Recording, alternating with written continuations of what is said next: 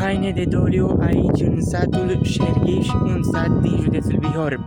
Un frate de 87 de ani, în cursul zilei de 22 iunie, a plecat dintre noi.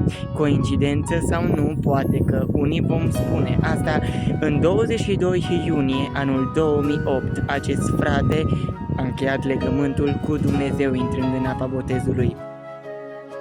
Iar în aceeași zi, după 18 ani, și-a sfârșit alergarea pe acest pământ. Și avem noi niște versuri care spun așa de frumos: o suflete, fi gata treaz, o clipă nu dormi, căci vine mirele chiar azi, răsplata îți vei primi.